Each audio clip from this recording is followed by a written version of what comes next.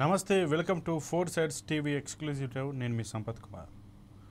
బెంగళూరులోని అధిక ఇంటి అద్దెల విషయంలో తాము ఎదుర్కొంటున్న ఇబ్బందుల గురించి మరోసారి నెటిజన్ల మధ్య చర్చ జరిగింది. కర్ణాటక రాజధాని టెక్ సిటీ బెంగళూరులో అధిక ఇంటి అద్దెల గురించి ప్రత్యేకంగా చెప్పనక్కర్లేదు. నగరంలో ట్రాఫిక్ కష్టాలను తగ్గించుకునేందుకు చాలామంది ఆఫీసులకు దగ్గరలోనే అద్దెకు ఉండేందుకు ఇష్టపడతారు. దీన్ని అలుసుగా తీసుకొని ఇంటి యజమానులు అద్దెలను పెంచేస్తుంటారు. ఇక అద్దె సంగతి పక్కన పెడితే అడ్వాన్స్ ఇంకా బెంబేలెత్తిస్తుంది. తాజాగా ఓ యువతికి అలాంటి అనుభవమే ఎదురైంది.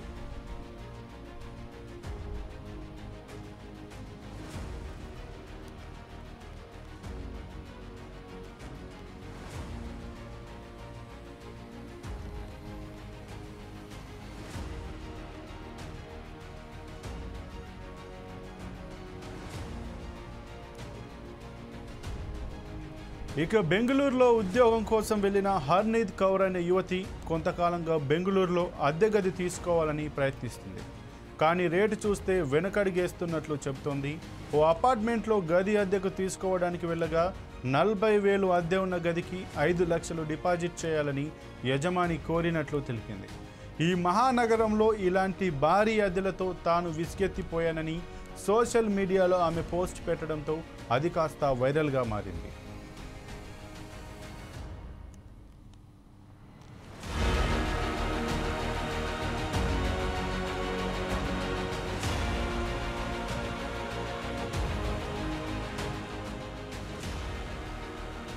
ఇక దీనిపై పలువురు నెటిజన్లు స్పందిస్తూ తాము కూడా ఇలాంటి బాధలు అనుభవిస్తున్నామని ఆవేదన వ్యక్తం చేశారు.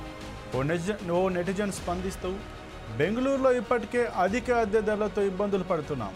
ఇప్పుడు సెక్యూరిటీ డిపాజిట్ కూడా ఇంత పెంచేస్తే ఇక అంతే సంగతులు అంటూ నిరాశ వ్యక్తం చేశారు. మరో నెటిజన్ స్పందిస్తూ, ఢిల్లీ వంటి నగరాల్లో గది అద్దెకు తీసుకున్నప్పుడు సెక్యూరిటీ డిపాజిట్గా 1 లేదా 2 నెలల అద్దెను మాత్రమే తీసుకుంటారు. కానీ బెంగళూరులో 5-10 నెలల మొత్తాన్ని డిపాజిట్గా తీసుకుంటున్నారు అంటూ రాసుకొచ్చారు.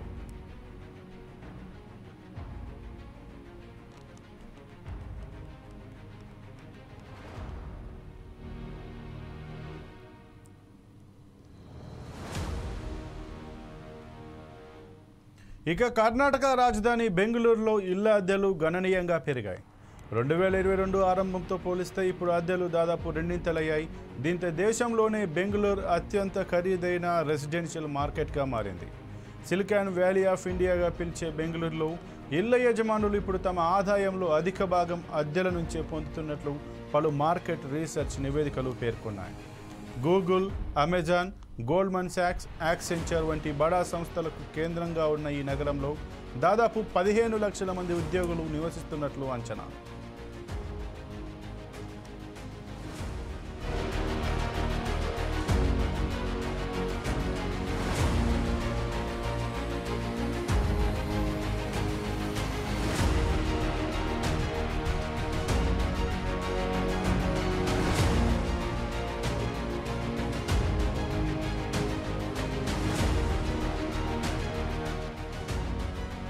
బెంగళూరులోని అధిక ఇంటి అద్దెల విషయంలో తాము ఎదుర్కొంటున్న ఇబ్బందుల గురించి మరోసారి నెటిజన్ల మధ్య చర్చ జరిగింది. కర్ణాటక రాజధాని టెక్ సిటీ బెంగళూరులో అధిక ఇంటి అద్దెల గురించి ప్రత్యేకంగా చెప్పనక్కర్లేదు. నగరంలో ట్రాఫిక్ కష్టాలను తగ్గించుకునేందుకు చాలామంది ఆఫీసులకు దగ్గరలోనే అద్దెకు ఉండేందుకు ఇష్టపడతారు. దీన్ని అలుసుగా తీసుకొని ఇంటి యజమానులు అద్దెలను పెంచేస్తుంటారు. అద్దె సంగతి పక్కన పెడితే అడ్వాన్స్ ఇంకా బెంబేలెత్తిస్తుంది. తాజాగా ఓ యువతికి అలాంటి అనుభవమే ఎదురైంది.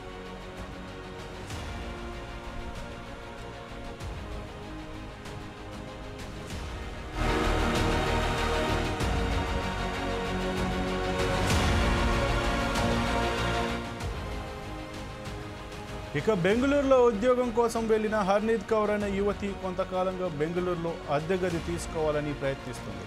కానీ రేటు చూస్తే వెనకడిగేస్తున్నట్లు చెబుతుంది.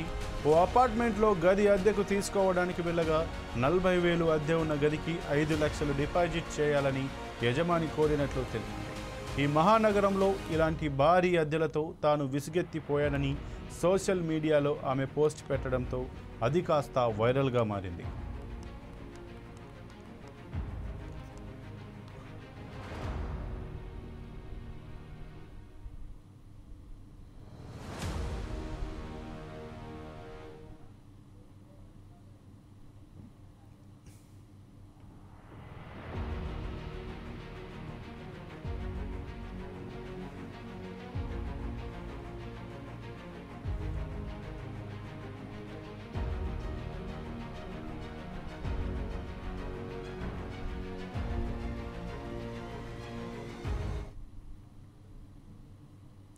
ఇక దీనిపై పలువురు నెటిజన్లు స్పందిస్తూ తాము కూడా ఇలాంటి బాధలు అనుభవిస్తున్నామని ఆవేదన వ్యక్తం చేశారు.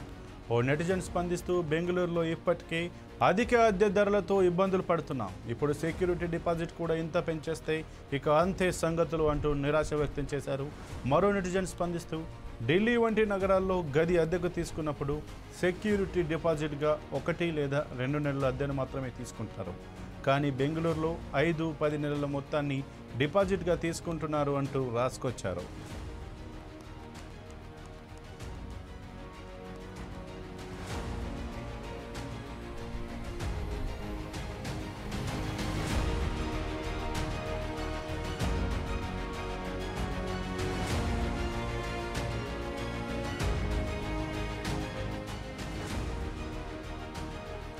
ఇక కర్ణాటక రాజధాని బెంగళూరులో ఇళ్ల అద్దెలు గణనీయంగా పెరిగాయి.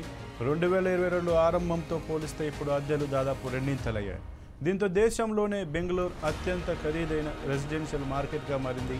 సిలికాన్ వ్యాలీ ఆఫ్ ఇండియాగా పిలిచే బెంగళూరులో ఇళ్ల యజమానులు ఇప్పుడు తమ ఆదాయంలో అధిక భాగం అద్దెల నుంచే పొందుతున్నట్లు పలు మార్కెట్ రీసెర్చ్ నివేదికలు పేర్కొన్నాయి. Google, Amazon, Goldman socks, Accenture వంటి బడా సంస్థలకు కేంద్రంగా ఉన్న ఈ నగరంలో దాదాపు 15 లక్షల మంది ఉద్యోగులు నివసిస్తున్నట్లు అంచనా.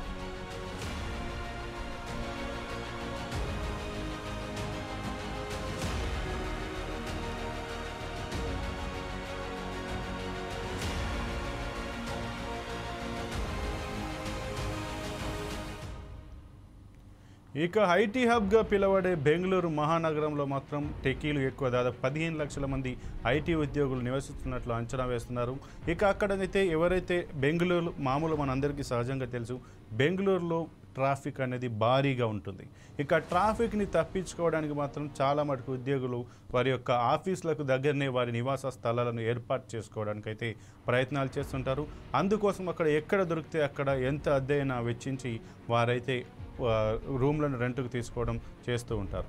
ఇక అలాంటి తరుణంలో ఎవరైతే ఇప్పుడు ఉద్యోగుల సంఖ్య పెరుగుతుందో అద్దెల కోసం ఇదే తరుణంగా భావించి ఆ ఇళ్ల యజమానులు కూడా అద్దెలను అమాంతంగా ఎత్తేస్తున్నారు. దాదాపు బెంగళూరు లాంటి మహానగరంలో ఒక సింగిల్ బెడ్రూమ్ రెంట్ తీసుకోవాలి అంటే దాదాపు 25 నుంచి 35 వేల రూపాయల వరకు అద్దెగా ఉంటుంది. ఇక అలాంటి చోట అయితే మామూలు సాదాసీదా ఉద్యోగాలు చేస్తూ జీవించేవారు మాత్రం ఉండడం చాలా వరకు అయితే గగనం. ఇక ఎవరైతే ఐటీ ఉద్యోగులు వారి జీతాలు కూడా అంతే మాదిరిగా ఉంటాయి. కానీ ఎంత జీతం వచ్చినా కూడా ఒక దగ్గర వచ్చి అద్దె తీసుకుని ఉండే వ్యక్తికి ఆ రూమ్ రెంట్ ఒక రకంగా అయితే ఇక దాదాపు డిపాజిట్ అమౌంట్ దాదాపు 4 నుంచి 5 లక్షలు.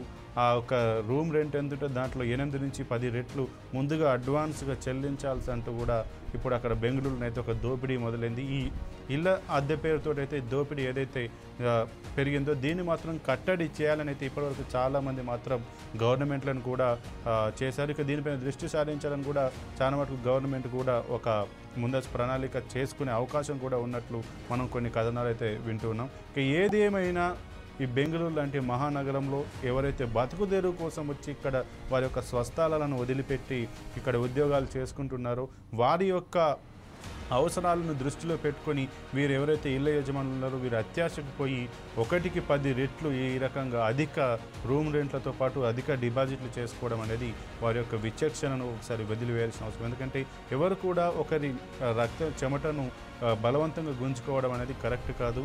ఒకరి యొక్క ఏదైతే అవసరాన్ని వీళ్ళు ఏ రకంగా అంటే వారి యొక్క అవసరాలను వీళ్ళు ఉపాధి చేసుకునేటువంటి అవకాశం అనేది కరెక్ట్ కాదు. ఏదేమైనా ఇప్పుడు బెంగళూరు నగరంలో మాత్రం ఒక సాధారణ సగటు మనిషి నివసించలేని పరిస్థితి మాత్రం నెలకొంది. ఇది ఇవాల్టి 4 Sides టీవీ ఎక్స్క్లూజివ్ డ్రైవ్. మరో ఎక్స్క్లూజివ్ డ్రైవ్లో మళ్ళీ కలుద్దాం. చూస్తున్నాండి 4 Sides టీవీ.